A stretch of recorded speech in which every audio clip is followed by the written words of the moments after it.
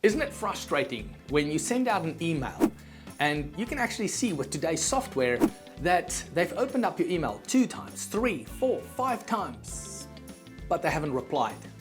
It is super frustrating because you feel like you're left in the dark. Is there something wrong with the email?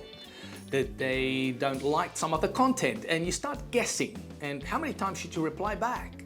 I'm going to share with you 2 or 3 of my most popular tips that people have shared with me over the last 20 years that has revolutionized the way we send out emails.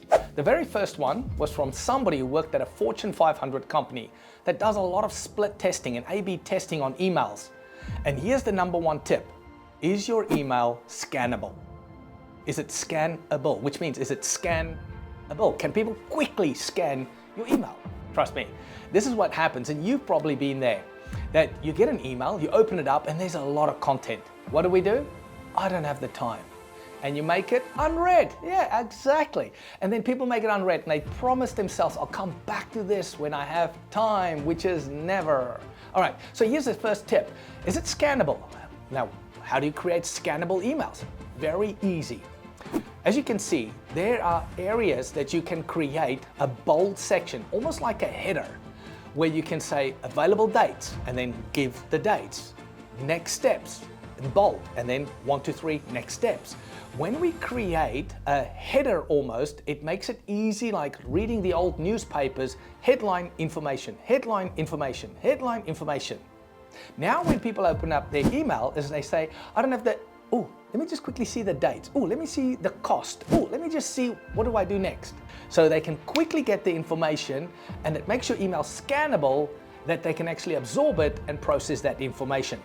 The second most important tip is when you write an email, the number 1 thing that we love to do when we write emails is using that ugly word called I. Hello, John.